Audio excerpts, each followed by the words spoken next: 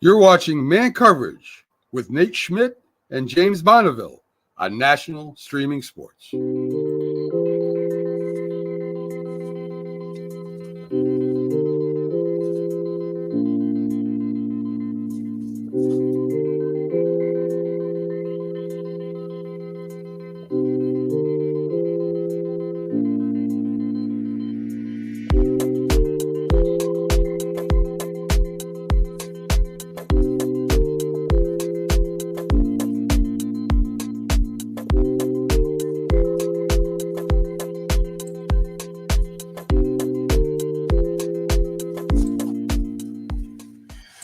Good morning, everyone. This is Man Coverage. This is Knoxville Nate and James Bonneville. We are here brought to you by National Streaming Sports and BetUs.com, coming at you live with another college football weekend. Week number 5 is in the books, and we are here to talk about it. James, how are you doing, buddy?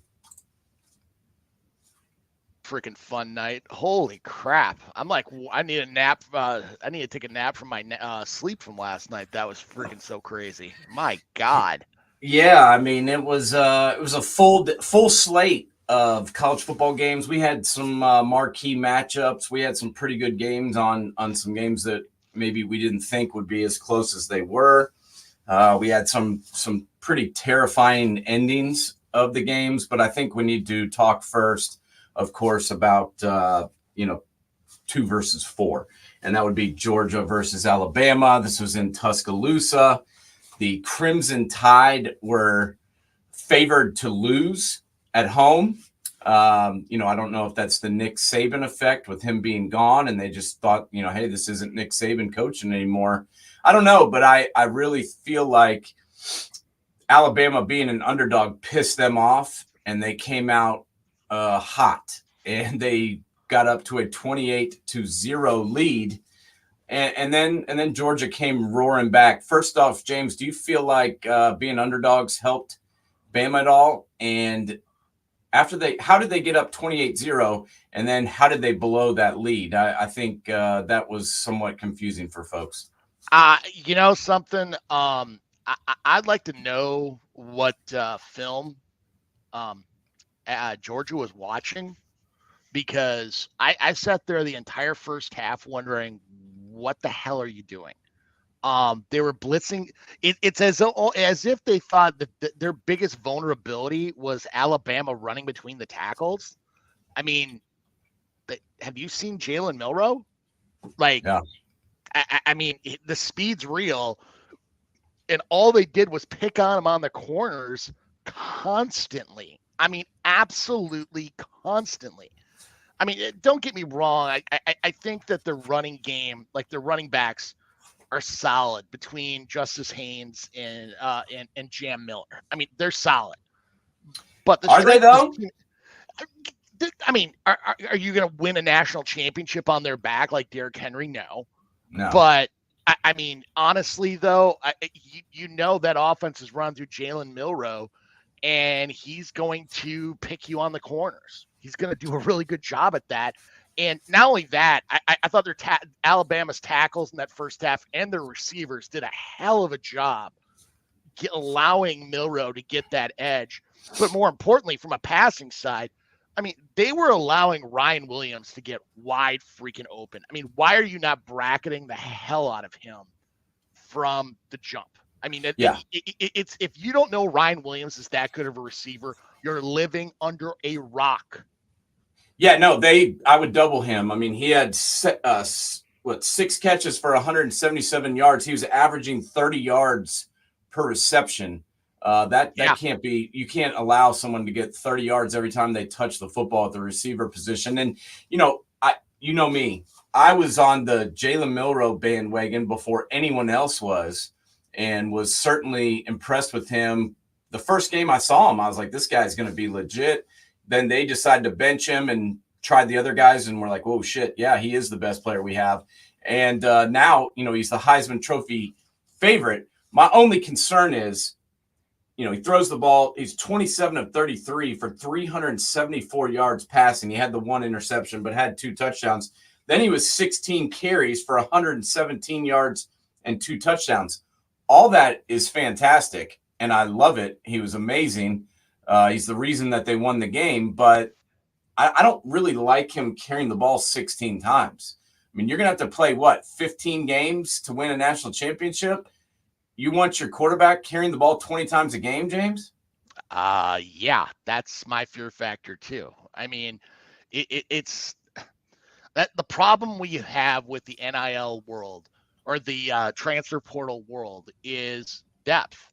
And if he goes down, the fall off is massive. I mean, I mean, and granted, anybody who this is a Heisman Trophy quarterback, except maybe, I don't know, Texas, but Ty Simpson's their backup. I mean, don't get me wrong, Ty Simpson's solid quarterback. Are you going to rely on him to win a national championship? No, probably not. No, I mean, there's no way they're gonna. There's no way they can replace the production of Jalen Milroe going down. I mean, that's just not possible. And they're in a world of hurt if he gets injured. And that's my only concern with this Bama team, because let me tell you this, Kalen DeBoer is doing a masterful job. I mean, you got the whole fan base, you got the whole world ready to jump on you. I mean, if they had lost this game last night, it would have been, pandemonium from their fan base, especially when Nick Saban's, in the stadium at the games with the pregame show and all this crap and analyzing the game. I think he's doing a pretty good job of separating himself from the university and trying to stay away from it. But the aura of Nick Saban is always going to be there. And it's certainly going to be there when, he just left. And I feel like the weight of the world is on this guy's shoulders, and they're 4-0. And, I feel like the turning point was in that South Florida game. Things were not going well. Things were not looking good. And at some point, he pulled them over and was like, come on, guys, let's get this together. And since that point, the fourth quarter of that USF game, they went nuts, and it really hasn't stopped since. What do you think about the job Kalen DeBoer has done so far? And what is the ceiling of this Bama team? I mean, are they your favorites to win the title now? I still think it's early to go that far quite yet. But I mean, honestly, there's a lot after you got up 30-7 at the half, I mean, let's be honest, this was a tale of 3 games. The first half was all Alabama. The second half, Georgia played pretty goddamn well. I mean, Let's be honest, they did not lay down.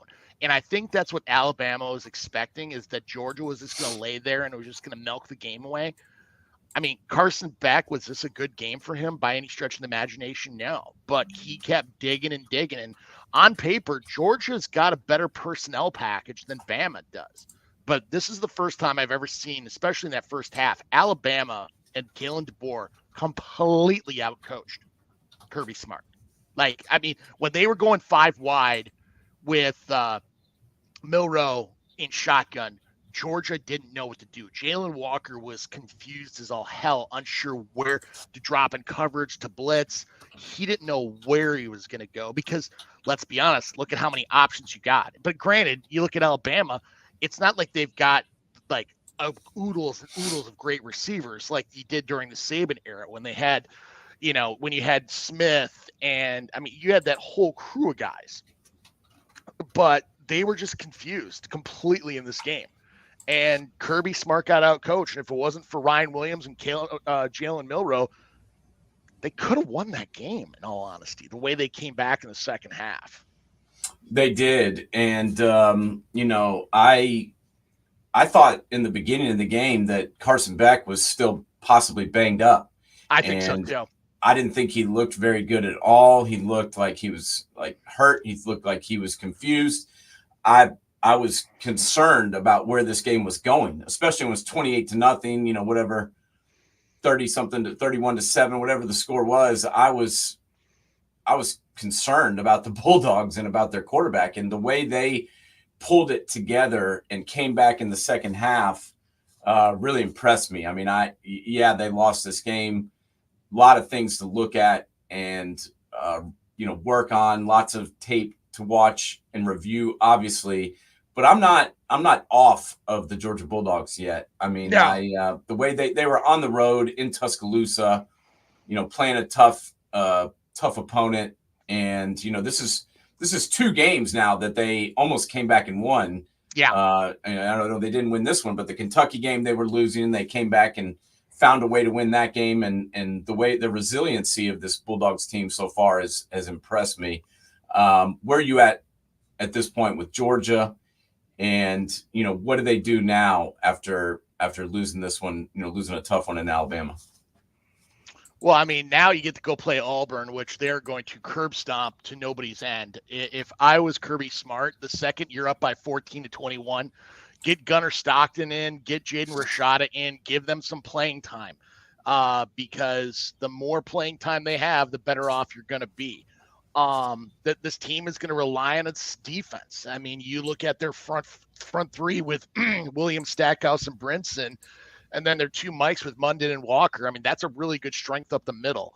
But they got to create better depth. And receiver, I mean, Lavette and Arian Smith are so fast, but you cannot count on them to catch everything. They just do not have great hands. They don't run great routes. They're just burners. They got to find that guy underneath, like a Lad McConkey, that Brock Bowers were. They don't have that guy, and they need to find him sooner than later. Yeah, I agree. They don't have that kind of breakout guy that they can go to, when they absolutely need it. Yeah.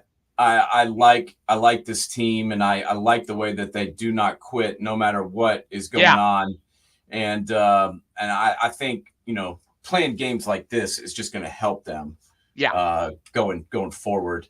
And I'm not concerned about them making the playoff and competing for the national championship still at this point.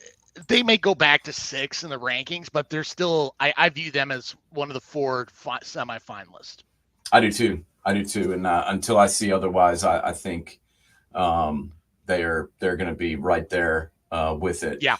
Before we move on to the next game to talk about, I do want to mention, I don't know if you recall, but in the preseason, there's a reason why I think the preseason poll is bullshit and an absolute joke, because you haven't seen these teams play. You don't know what they're going to look like. I think an excellent example of that is the Florida State Seminoles, who were preseason number 10.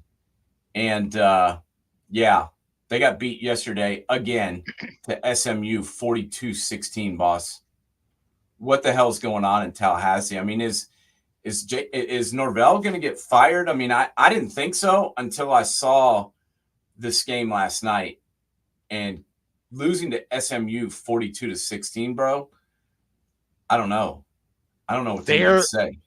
Yeah, I don't think so, because that buyout is too massive. And Florida State just does not have that kind of money. I mean, they don't have A&M money. But I mean, once again, and I'm not going to lie, we have seen this story before in preseason rankings. I mean, for how many years have we heard Texas is back? How about Miami? How about Nebraska? I can name you a ton of schools where they just want to remember them from a time period where they were really good and that they're back.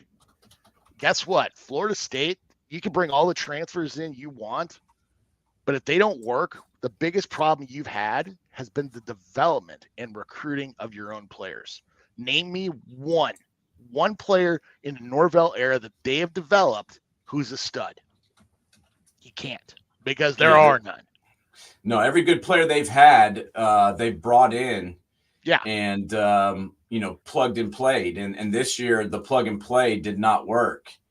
And it's embarrassing. And I don't know how. I mean, who are they going to beat is what I'm looking at the point. I mean, if they're getting curb stomped, giving up 42 points to SMU, I don't know who they're going to beat. I mean, I just have no clue.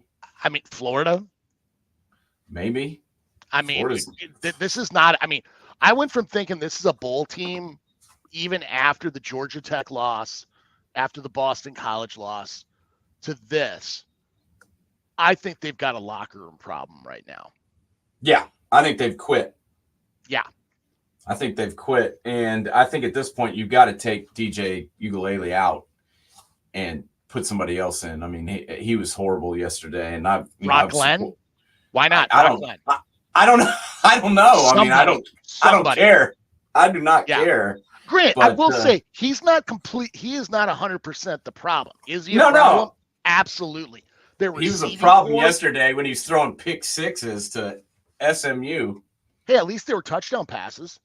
I mean, I wonder if he counted that as a touchdown. He probably did. I mean, honestly, you look at that receiving core. I mean, Johnny Wilson, incredible athlete, but had some of the worst hands. Still in the NFL. This is a downgrade from Johnny Wilson. Like, how can you have worse hands than that? Like, you could be Carl freaking Lewis or Ben Johnson or Usain Bolt speed. If you can't catch, you're freaking worthless as a receiver. Yeah. And, we talk about Ryan Day's record against Michigan all the time. Before we move on, I think we have to mention that Kirby Smart is 1-6 versus Alabama. And the one victory was when Jamison Williams tore his ACL. You got to mention it. I mean, granted, that's kind of a problem.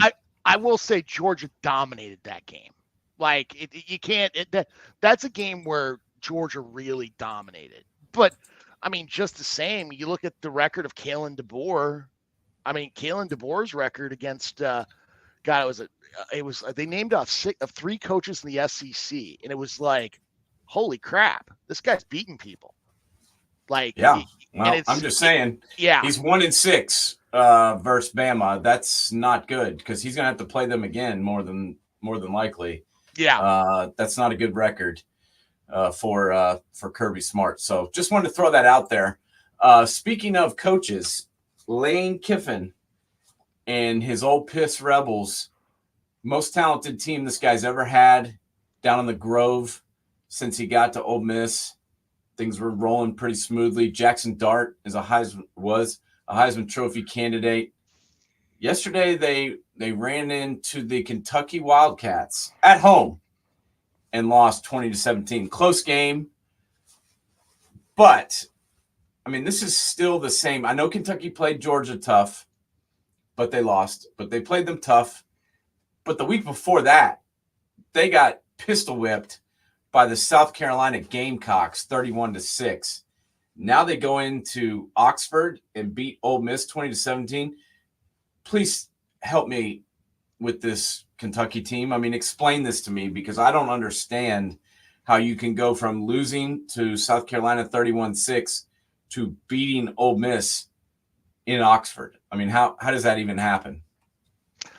Well, I think we should first stop talking about Kentucky because, I mean, Kentucky is Kentucky. Are they going to have an outstanding, like, fully depth team? No, but their identity is kicking your ass at the line of scrimmage is what they did yesterday. I mean, Brock Vandagriff isn't the quarterback everybody thought he was, and now you understand why Carson Beck started at Georgia. I mean, solid quarterback, deserves to play college football, but he ain't Carson Beck. What shocks me is, as well as Ole Miss looked in the transfer portal, bringing some really high-profile names, their line of scrimmage play looks like every other freaking year. And literally, they played like horse shit and soft. And, I mean, unless the entire offense is going to go through Trey Harris, if Trey Harris goes down, man, they're in a world of hurt. But I think everybody was so high on Ole Miss this year because of their schedule. Their best win is against Wake Forest, who lost to Louisiana. Yeah, not the Tigers, the Ragin' Cajuns yesterday. Yeah. I mean, you look at their schedule on the way out. I mean, now you got to stay at South Carolina. That may be a game. At LSU, that may be a game, unless their line of scrimmage play gets better. I mean, I'm not sold that they're going to beat anybody easily on the way out here. I mean, they're 4-1 right now. After this game, yesterday losing to Kentucky at home, like you said, traveling to South Carolina, not an easy place to play.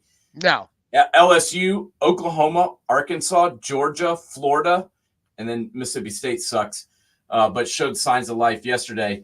I don't think any of those games are a given victory for Ole Miss. Do you? No. Honestly, if they make the playoff, if they cobble together a schedule, and let's say they go 10-2, all right? I don't care who they play; they're going to lose in the first round. I would agree with that. I mean, I'm not high on them after yesterday. I would take Boise against them. Boise. I think they're a little bit overrated. Yeah, because they're an SEC team. I mean, if they were in the ACC, they wouldn't have been ranked anywhere close to as high as they were. I mean, them and Mizzou. Literally, them and Mizzou are literally the same team. They should be better, but they're not. Yeah. They're just not. Yeah, I get it. I'm with you there. You can be a great team on paper, but that doesn't mean you're good. What matters is what you look like out on the field. Outside of Trey Harris, 11 for 176 in a touchdown. What did they have? Nothing. They were absolutely nothing. And it's not like Kentucky is this offensive juggernaut. It's old school slobberknocker football, and they won the line of scrimmage. Yeah, I give Coach Stoops a lot of credit here because let's just be honest. After the South Carolina game and that close loss to Georgia, this team could have imploded. Very easily and just been like, shit, we've lost 2 games. We're done. We've got to go to Ole Miss now, who's ranked number 6. They read the articles. They know that they're underdogs. This team could have gone very south very quickly. And the fact that Stoops had these guys ready to play, had an excellent game plan, and defensively played a tremendous game. I give a lot of credit to Coach Stoops and going in and beating a number 6 ranked Ole Miss team on the road. I like what he had going yesterday. Well, I mean, even more so if Maxwell Harrison played yesterday. Their number 1 corner, 2nd team All SEC last year. I think Kentucky beats them probably by 2 touchdowns. It's not like Kentucky's got this fucking oodles of depth in Lexington. They don't. They just don't. I mean, it was. If I'm Lane Kiffin, I'm seriously looking in the mirror wondering what the hell to do.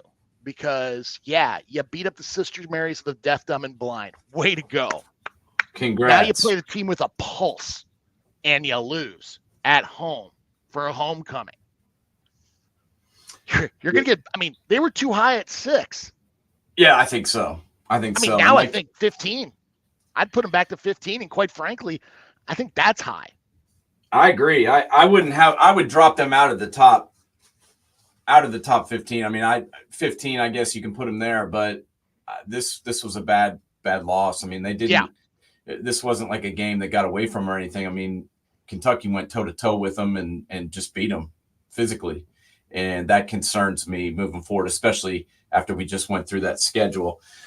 Speaking of getting beat up, Cam Rising. Does this guy ever play football? Because yesterday he gave way to Zach Wilson's brother, is how I refer to Isaiah Wilson. And let's just be honest, Utah is not the 10th ranked team in the country without Cam Rising playing quarterback. I mean, they're just not, and he never plays. So say this team is not, a top 10 team because I just have a hard time believing he's ever going to play again, because last year he sat out the entire season, and this year he's been unavailable multiple times, and they're just not good. I mean, this is 4 interceptions in the last 2 games by Isaiah Wilson. I liked the Arizona defense. Arizona seemed to be reinvigorated after, they lost a tough one. Fafita obviously looked better. The defense of Arizona, Tay Brown, the linebacker, had a sack, had 7 or 8 solo tackles. He was all over the field. Talk to me about Arizona bouncing back in a big way and knocking off Utah. What did you think about this game, and where are these 2 teams at now? I think it was more impressive that the Arizona win into Utah and won in Utah.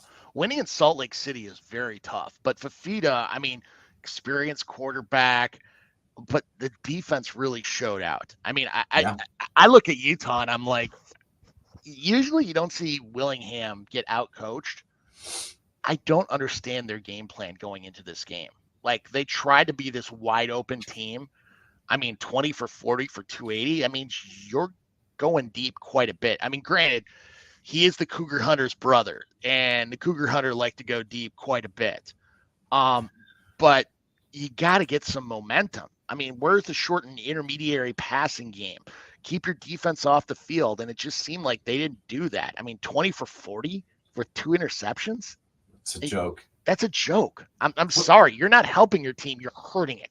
When you got Micah Bernard going for 6 yards a carry, run the football and do play action. You don't need your backup freshman quarterback throwing the ball 40 times. Yes. It's a joke. Their identity is not wide open. Scott Mitchell has not played at Utah in 40 years. This is not a wide open team. This is a ground and pound team. This is a bar fight team, and they've been that way for many years, decades. And now they try to become BYU and, throw the ball all over the place. I mean, yeah, I know they're in Utah, but what the hell was that? I mean, I used to have very high hopes on Utah. Now I walk out of this game, I'm like, Cam Rising better get healed quick or find Jesus to heal him, because without him, their chances of making the playoffs are 0. Yeah, no, I'm not feeling as good about them anymore. Even if he had played yesterday, I think the game is closer, but I don't know. I'm not sure what that game plan was. And this is a coach that we both respect quite a bit and have a ton of faith in. Yeah, no, I love more with less. I agree. And he's been there, since 2004. This guy's been at the helm for 20 years. So I'm certainly not going to sit here and act like I know more about football than Coach Whittingham, but I just had a problem with the game plan yesterday. I don't understand why you're trying to throw the ball 40 times with a freshman quarterback who can't throw it to his own team. This was a confusing game, to say the least. Endings. We talked about some miraculous endings. What did you think about the Virginia Tech boys getting screwed, I guess I would say, on the last play of the game? I mean, Virginia Tech showed me a lot by the way they played on Friday night. I know this was a Friday night game, so we're going back a little bit here, but Virginia Tech has struggled, especially they lost to Vanderbilt, and I pretty much wrote them off and considered their season a wash. But they weren't ready to quit, and they gave Miami all they wanted. What did you think about Virginia Tech, their performance against the Canes, and also what about the ending, James? What was your reaction to that? That was utterly shameful. Like, that ranks up there with the Miami Duke kick return about a decade ago in how bad of refereeing that was. I mean, I rewatched that play a billion times, and I'm like, how in the world did they call that incomplete? The guy is out of bounds. The defender was out of bounds, ripping at the ball. He was still in bounds. That just negates the whole thing. Why is as well as Virginia Tech played to get screwed like that? I feel bad for him. But at the same time, Cam Ward played one hell of a game when they were constantly down, just kept fighting back and fighting back and fighting back. I'm shocked the running game wasn't a bigger factor in that. But Cam Ward was, with his arm and his legs, really helped out a lot. Yeah, I mean, he had the 2 interceptions, obviously, that were not great. Nobody really got going a ton. I mean, Damian Martinez, who obviously we know from Oregon State last year, is a great running back. 14 carries, 60 yards, not terrible. Cam Ward had 10 carries for 57. So between the two of those guys, they were able to generate, somewhat of a running game. At 343 yards passing, that's still pretty damn good for Cam Ward. I've been impressed with him so far. I'm just not sure how good this Miami team is. I'm not ready to, thrust them into the playoff picture just yet. Oh, God no. But didn't you expect when Martinez transferred from Oregon State to Miami that he would be a much bigger player? Like I literally thought 125 and a click. His best game is against FAMU, 11 for 91. No, I'm with you. I thought he would be 100, have a couple 100-yard games by now and be leading the charge. And there's been a lot more fall on, Cam Ward's shoulders because it's just he hasn't gotten the production I kind of expected out of Martinez. Yeah, exactly. So, well, that was a crazy ending. And obviously we got a bunch of more games to talk about. And we'll be right back after we hear a couple words from our man coverage sponsor, betus.com, America's trusted sportsbook. Check them out. National Streaming Sports is brought to you in part by betus.com, designed for true fans. NFL odds, week 1 and futures, college football odds, including Heisman Trophy favorites and playoff odds, NBA odds of division winners and playoffs, Major League Baseball playoff and World Series odds, the National Hockey League Conference playoffs and Stanley Cup odds, and boxing wagers. Betting opportunities include versus the spreads and outright winners, also during the game. Use our link on our website, nessp.info, the Bet Us Opportunities webpage, for a 125% bonus on your first 3 deposits. Must be 21 years old, and remember, bet responsibly. We are back with a Week 5 college football recap. This is Knoxville Nate. This is James Bonneville. We are breaking it down. Next, I know this is going to be painful, James, but we're going to have to talk about the Minnesota Golden Gophers. A miraculous touchdown at the end of the game. They go for the onside kick. They recover it, and there's laundry on the field. I mean, I was not surprised at all that the flag came out, but I watched the replay like 5 times, and I couldn't find the guy that was offside. So talk to me, James. What happened here with your Gophers? Yeah. I mean, honestly, you watch that game, the first half, Michigan kicked Minnesota's ass. I mean, there's no ifs, ands, or buts about it. Mason Graham, Kenneth Grant are outstanding, like literally and utterly outstanding defensive tackles. Both will be playing on Sundays. Both will be drafted in the first round. They're legit. But the one thing I've seen, and this is the third time I've seen this out of Michigan, is they haven't changed what they're going to do in the second half. I mean, why even go in the locker room if you're not going to make some adjustments? And you notice halfway through the third quarter after that pick, the game flipped on a dime, and Minnesota was throwing on them at will. Daniel Jackson is a special talent at Minnesota. I go back to, quite frankly, Dragan Kasich missed a field goal in the first half, which it's PJ. He's on the right hash. I know the guy could hit from 70, maybe 75, but he's going to hook it right. I mean, it's now happened 4 times. Just address that issue. I mean, the guy will be kicking the NFL. He's got an incredible leg, but he makes that field goal. We're talking tie game with the Gophers have a chance of winning it. And the way they were throwing the ball, yeah. I mean, they without Will Johnson, you can't. Their D-backs are just not good enough. And the key is to run up tempo on them.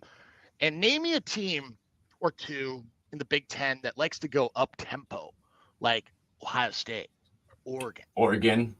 I mean, if Grant and Graham can't get back on the field, their defense is having issues. And Will Johnson's got to be a player bigger role in that. Yeah, and I'm just this one-dimensional thing is getting a little nutso. I mean, you throw for 86 yards on the entire night. I mean, that's not going to get it done, buddy, when you're playing another team that, can score at will. And I wasn't even blown away really by their running game yesterday. I mean, Mullins is a very good running back, and obviously their offensive line is a Michigan offensive line. But, I mean, 43 carries for 155 yards, that's 3.6 per. That's not what I expected for them to do against Minnesota. I expected them to be a little bit further along in the run game and throwing for 86 yards. I mean, this was a game that Minnesota could win, and I was devastated when they took that outside kick away from them. I'm not going to lie to you. That was so unbelievably bad. But you look at it, the first drive, Michigan went down the field, was a 10-12 plays, 80 yards, touchdown.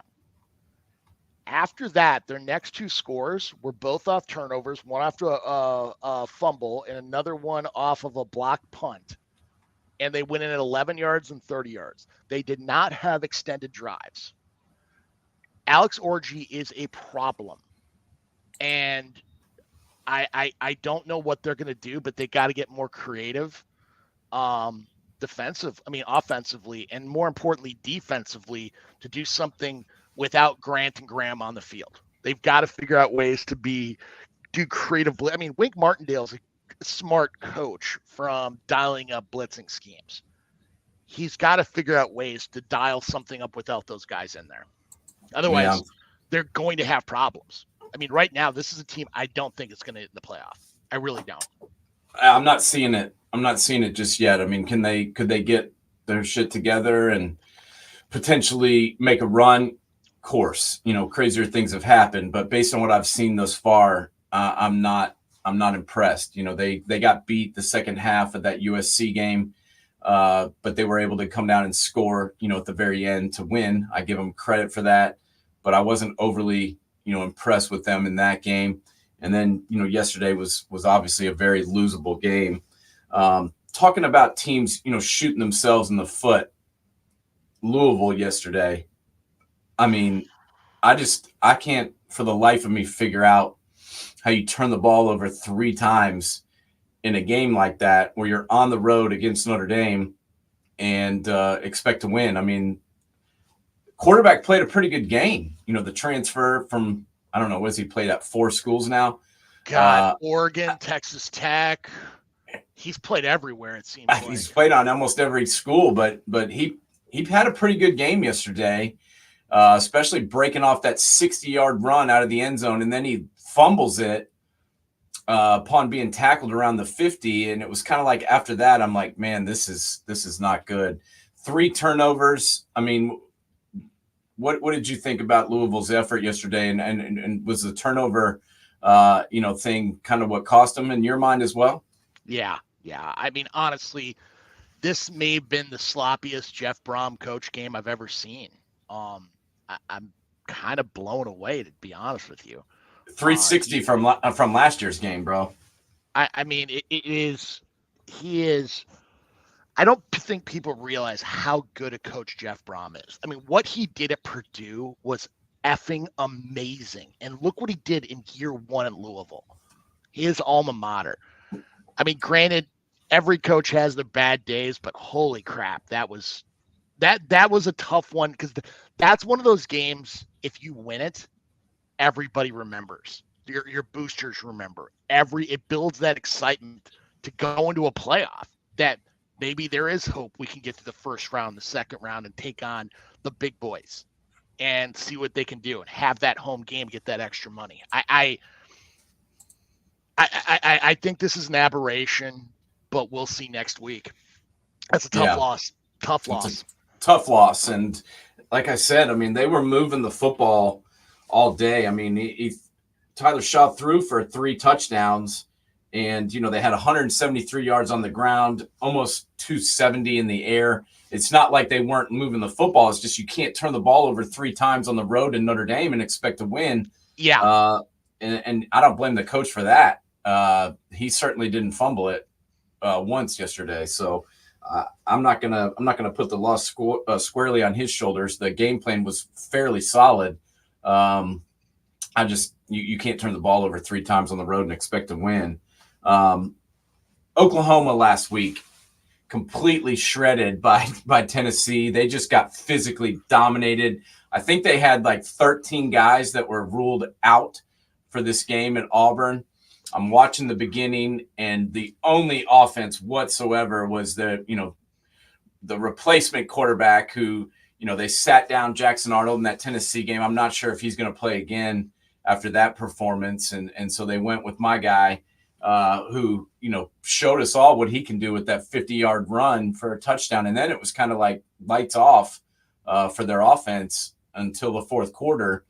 But they came back and won a game at Auburn. Not that Auburn is good, but I do think this shows some life out of some resiliency out of the Oklahoma team by being able to come back after being down. What did you think about the Sooners' performance being down, 12 or 13 players who were out with injury? Well, I mean, they lost their top 5 receivers were out.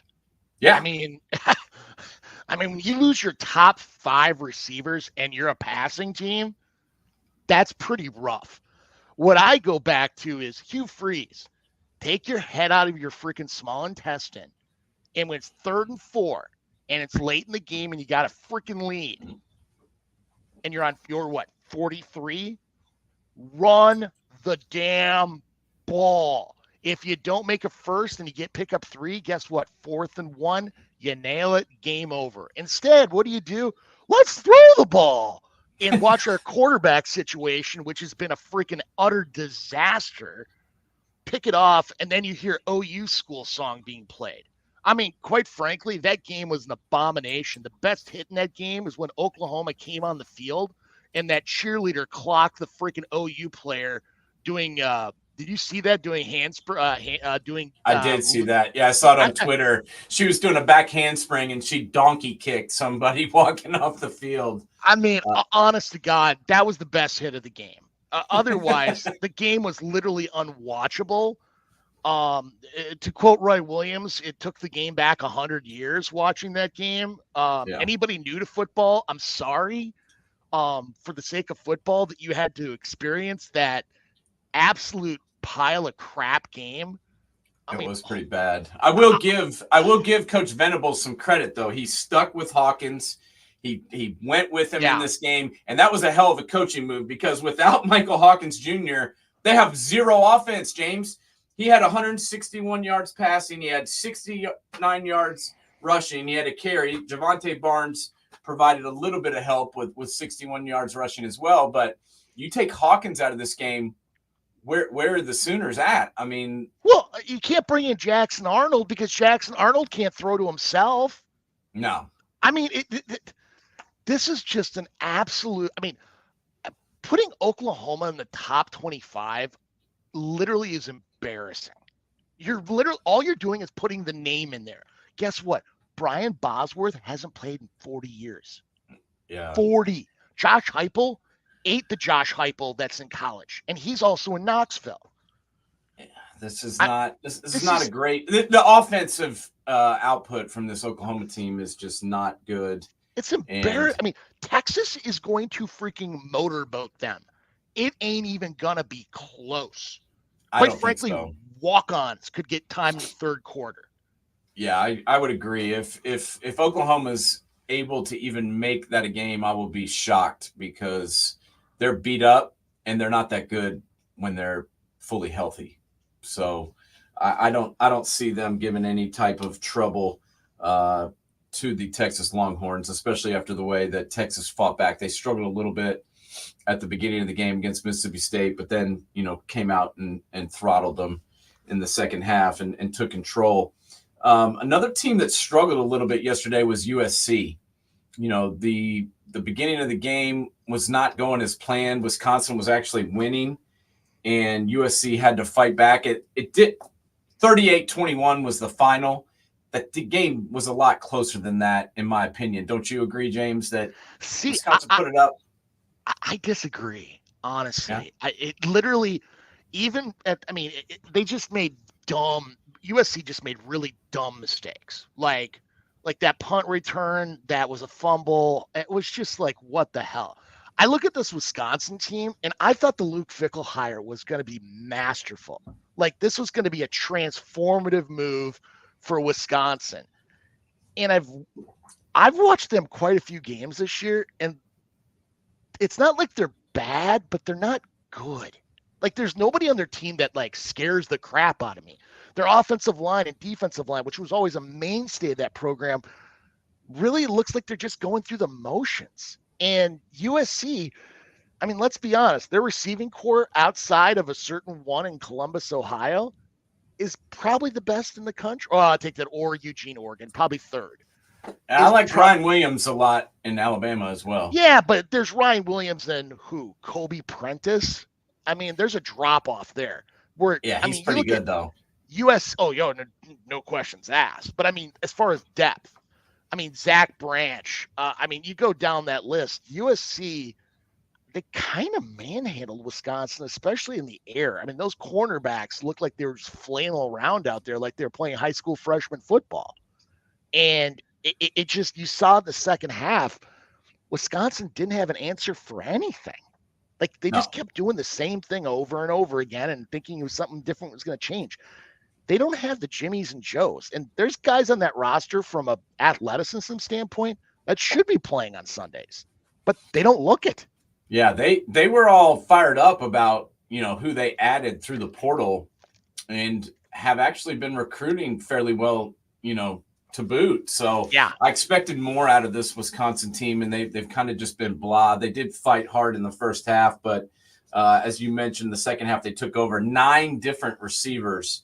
Miller Moss was able to hit, in the second half, and I've got to give Miller Moss a lot of credit. This guy's coming in replacing Caleb Williams, who won a Heisman Trophy, and everybody loved him at USC. Whether they should have or not, that's to be debated. But this guy was, they retired number 13 and talked about how great he was.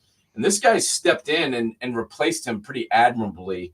What do you think about Miller Moss, and what have you seen out of him since taking over for Williams? Honestly, the thing that impresses me most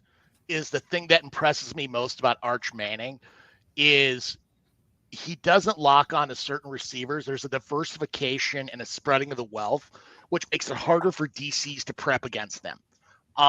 Is he the most athletic quarterback? No, but honestly, you look back at him, and I'm really impressed with. I'm really impressed with how he sees the field. Do I think he's the next level? Guy can play on Sundays? No, but he's better than Jackson Dart. I think he's better than a lot of people. And, there was a lot of pressure on him coming in this season. How will this guy do? Should they play, a youngster? This guy kind of paid his dues and waited for his turn. And that run he had yesterday where he got hit and he spun, and then he did a kind of a helicopter into the end zone. That from a guy who's not really a running quarterback, I thought that was pretty sweet and was pretty impressed with that. I think Jacoby Lane, though, is a very special talent. Like, he reminds me a lot of Mike Williams, going back to the Pete Carroll era.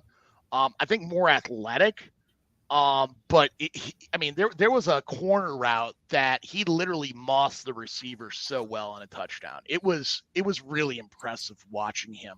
And then there was an out of bound third down. He literally his knee is like maybe 2 inches off the ground, and he's just sitting there waiting for the ball. And there's no way the cornerback could even grab it. He defended off the DB so well that it was really impressive. So, honestly, people, if you haven't had a chance, watch Jacoby Lane.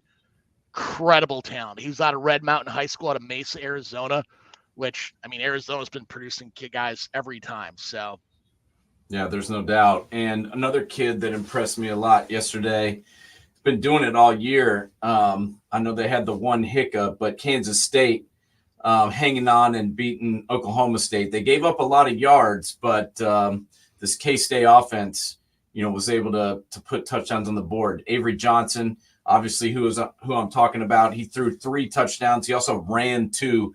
Pretty special when you're accounting for 5 touchdowns yourself. What do you think about this kid, and where's Kansas State at now, going 4-1 after the victory over Oklahoma State yesterday?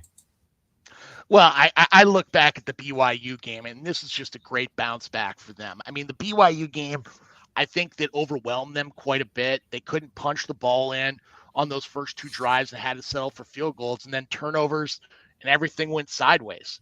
And you look now against Oklahoma State, who's a good program. I mean, let's be honest, they're there every single time in the second half of the year. But K-State needed this game if they're going to play for a Big 12 title, and they pulled it off. And now their schedule, you look on the way out, they play all the right games at home. Their road games at West Virginia, at Iowa State are going to be tough. But Avery Johnson is probably the best quarterback I've seen in Kansas State ever, honestly. And that's saying a lot when you have Colin Klein and Mike Bishop. This guy provides a really interesting dynamic, but not only that, you still got Dylan Edwards and DJ Gideons at running back too as well. They're going to be a very formidable team to beat, and I think you're going to see them against Utah or BYU in that Big 12 championship game. Yeah, BYU is looking tough right now, but I'm a pretty good believer on Kansas State at this point. As you mentioned, DJ Giddens yesterday went for 187 yards, averaged 12.5 per carry. You couple that with a dynamic quarterback, and you're going to have some pretty good looks on offense. And I was impressed. They were able to get stops at times. Jacob Parrish was all over the field making tackles on K-State's defense, and looked like a team that can definitely contend for the Big 12 title. I mean, I know BYU's undefeated, but K-State still looks like a team that'll be there at the end. Is there anybody else in the Big 12 that scares you at all and thinks might be able to sneak into that title race, or are those the teams that you're kind of sticking with at this point? I'm sticking with those three, honestly. I mean, there were possibilities, but it seems like everything's gone sideways for those teams. I think BYU, I mean, you look at their schedule, they still got to go at UCF, at Utah. Those are going to be interesting games. I mean, Utah Civil War rivalry, that's going to be a very tough game for them, even when they're having an 0-12 season, because rivalry games throw the records out the window. It's playing for blood. Yeah, I mean, BYU scared me a little bit yesterday with their performance against Baylor. Obviously they had 2 interceptions that cost them. The 34-28 was not really what I expected. Well, they got up on them early. And the part that bothered me with BYU is they only scored 3 points in the second half. They kind of mailed it in. And they can't mail a game like that in. They got to put their foot on someone's throat and choke them out. I agree. And you can't, especially a team like Baylor, who's, got nothing to lose, already having been, lost 2 ball games. I mean, they had nothing to lose and were going to pull out all the stops in the second half, and they did. But BYU was able to hang on. They're now 5-0, ranked 22nd. I don't know how much they'll move up after that game. Probably a few spots, but yeah, I think they're about right. Don't you? I put them right around 20. Yeah. I think the biggest jump back is going to be Ole Miss, and the question is, where do you put them? I think you got to put them behind 15. I thought 6 was lunacy. But now, who's going to be number 1? I mean, Texas. Well, my take. Yeah. I mean, there are 5 writers that will not take Ohio State off that. Yeah. But mark my words, I wouldn't be surprised if Alabama jumps Texas. I wouldn't either. And I think maybe they should. You beat Georgia in the way they did. I mean, I know it was close at the end, but they were up 28-0, and that was pretty impressive. And the way they were able to hang on at the end, I give a lot of credit. That was the biggest win of the college football season thus far. Yeah. And we'll see. I'm not ready to put, my Buckeyes at number 1 yet, even though I'd love to see them there. I need to see them put it all together. Yesterday's game against Michigan State was a little sloppy at times. But when you have Jeremiah Smith, you're going to be all right. I mean, you can just – Ryan Williams and Jeremiah Smith are the 2 best wide receivers in the country. I do like the McMillan kid from Arizona as well. But you're talking about 2 freshmen who can make any play and are just essentially unguardable. They're pretty legitimate. And when we talk about legit, Ashton Gianti, the running back for Boise State. Good Lord. 26 carries, 259 yards, 4 touchdowns yesterday against a 4-0 Washington State team. Number 25, Boise State beats them 45-24. How good is Boise State? And you know, how good is this kid? I mean, I think you have to put him up in the Heisman race at this point, don't you? Yes. Yes, you do. Now, I mean, everything's become so quarterback centric, but I look at this kid from a running situation. This kid is just next level, like absolutely next level. He's the best running back I've seen all year. Oh, by far. Like I couldn't even. Putting somebody number 2 makes it look like it's actually close.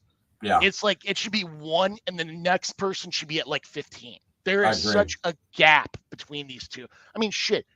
In 5 games, he's got 845 yards, 13 touchdowns, and averaging, that's right, 10.3 a carry. He's averaging a first freaking down.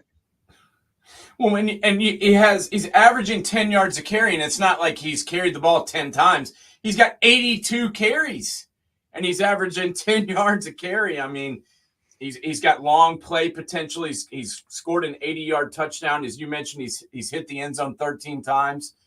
This guy is good enough to carry this team pretty far, and I think he's the best running back in the country by far. And I hope that we can see him play, in this playoff. So, he would cause problems, major league problems for a lot of teams. I mean, it's because and I know whoever the group of 5 team is, they become the Cinderella, and everybody wants the Cinderella to knock off somebody. Yeah, and there's going to be, it's like the basketball tournament. Everybody's cheering for the underdog. Yeah, and then wondering why the big name teams aren't playing at the end after they cheer those on. Let's go a little bit here towards next week and talk about the Week 6 matchups that we're looking for. By the way, Army and Navy are both 4-0. In case anyone missed it, we got both service academies on the schedule going 4-0. By the way, do you know the last time they were both 4-0? Yeah. World War II 1945, I believe, was the last time. That was when the Four Horsemen were there. World War II was going on. Let's just say, for probably everyone that's watching our show right now, you weren't alive. And if you are, God, thank you so much for supporting us. Yes. No, my grandfather he's 96. So he definitely was around for that one. But looking ahead, this next week, Missouri, Texas A&M, 11 versus 24. If that's the highlight game, we're in big trouble. Clemson's going to play Florida State. So, I'm sure they marked that one down as a marquee matchup, but I'm not really seeing it. You got Tennessee, Arkansas, Michigan versus Washington. What is there any game that you're actually looking forward to watching? I mean, I think Iowa, Ohio State will be a better game than advertised. Auburn, Georgia, I guess it'll be interesting to see Georgia bounce back, but I don't know, James. How is Miami Cal the college game day game? I don't know. I heard that and I'm like, really? Miami Cal? I mean, it's there's nothing that's exciting about this next week. I mean, Missouri, Texas A&M. How is Texas A&M still ranked in the top 25? I have no idea. I have no idea. Honest to God, that's embarrassing. Like literally, A&M, you struggle to beat Bowling Green, Arkansas, Florida. I mean, wow! Congratulations, you boat raced McNeese State.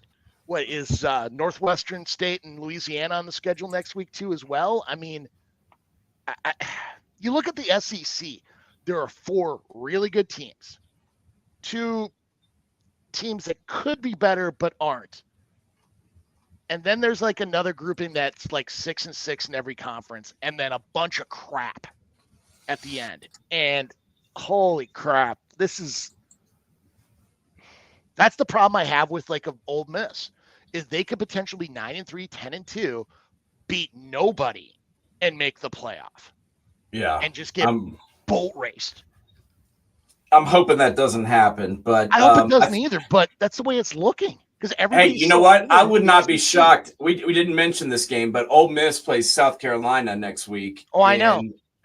We did talk about their upcoming schedule, but we didn't really talk about that game. But I would not be surprised if South Carolina was able to win that one, especially it being in Columbia and being a home game for the Gamecocks. And those fans there are rabid. I mean, they're freaking nuts.